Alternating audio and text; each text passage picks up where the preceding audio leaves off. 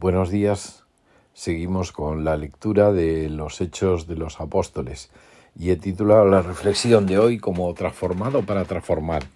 El sábado nos quedamos en el momento en que los romanos o los soldados romanos protegen a Pablo y evitan que lo linchen los judíos en Jerusalén. Pero Pablo insistía en hablar al pueblo, un pueblo que acusaba a Pablo de enseñar que a los no judíos, a no respetar la ley judía. Y este es su discurso, Hechos 22, del 37 al 40. Cuando estaban por llevarlo adentro, Pablo le dijo al comandante: ¿Puedo hablar con usted? ¿Habla griego?, le preguntó al comandante. Sorprendido: ¿no eres tú el egipcio que encabezó una rebelión hace un tiempo y llevó al desierto a 4.000 hombres del grupo llamado los Asesinos? No, contestó Pablo, soy judío y ciudadano de Tarso de Cilicia, que es una ciudad bastante importante. Por favor, permíteme hablar con esta gente. El comandante estuvo de acuerdo, entonces Pablo se puso de pie en las escaleras e hizo señas para pedir silencio. Pronto un gran silencio envolvió la multitud y Pablo se dirigió a la gente en su propia lengua, o sea, en arameo. Y el capítulo 22 continúa, del 1 al 23. Hermanos y estimados padres, dijo Pablo, escuchad mientras presento mi defensa. Cuando lo oyeron hablar en el idioma de ellos, el silencio fue aún mayor. Entonces Pablo dijo: soy judío, nacido en Tarso, una ciudad de Cilicia, y fui criado y educado aquí en Jerusalén bajo el maestro Gamaliel. Como estudiante de él fui cuidadosamente entrenado en nuestras leyes y costumbres judías. Llegué a tener un gran celo por honrar a Dios en todo lo que hacía, tal como todos vosotros hoy. Perseguí a los seguidores del camino, a los cristianos, acosando a algunos hasta la muerte, y arresté tanto a hombres como a mujeres para arrojarlos en la cárcel. El sumo sacerdote y todo el consejo de ancianos pueden dar fe de que esto es cierto, pues recibí cartas de ellos dirigidos a nuestros hermanos judíos en Damasco, las cuales me autorizaban a encadenar a los seguidores del camino de la ciudad y traerlos a Jerusalén para que fueran castigados. Cuando iba de camino, ya cerca de Damasco, como al mediodía, de repente una intensa luz del cielo brilló alrededor de mí. Caí al suelo y oí una voz que me decía: Saulo, Saulo, Saulo, ¿por qué me persigues? ¿Quién eres, Señor?, pregunté. Y la voz contestó: yo soy Jesús de Nazaret, a quien tú persigues. La gente que iba conmigo vio la luz, pero no entendió la voz que me hablaba. Yo pregunté: ¿qué debo hacer, Señor? Y el Señor me dijo: levántate y entra en Damasco, allí se te dirá todo lo que debes hacer. Quedé ciego por la intensa luz y mis compañeros tuvieron que llevarme de la mano hasta Damasco. Allí vivía un hombre llamado Ananías. Era un hombre recto, muy devoto de la ley y muy respetado por todos los judíos de Damasco. Él llegó y se puso a mi lado y me dijo: hermano Saulo, recobra la vista. Y en ese mismo instante pude verlo. Después me dijo: el Dios de nuestros antepasados te ha escogido para que conozcas su voluntad y para que veas al justo y lo oigas hablar. Pues tú serás su testigo, les contarás a todos lo que has visto y oído. ¿Qué esperas? Levántate y bautízate. Queda limpio de tus pecados al invocar el nombre del Señor. Después de regresar a Jerusalén y mientras oraba en el templo, caí en un estado de éxtasis y tuve una visión de Jesús, quien me decía: date prisa, sal de Jerusalén porque la gente de aquí no aceptará tu testimonio acerca de mí.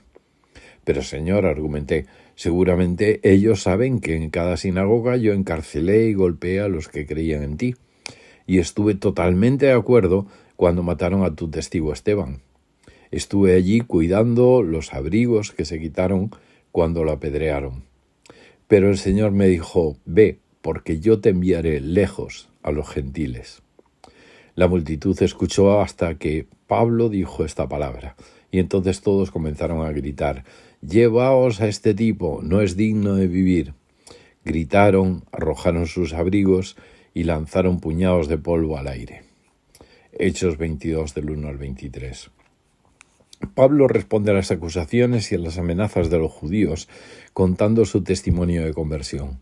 Él cuenta cómo había estado presente cuando mataron a Esteban, cuenta cómo perseguía a los cristianos convencido de que estaba siendo fiel a Dios.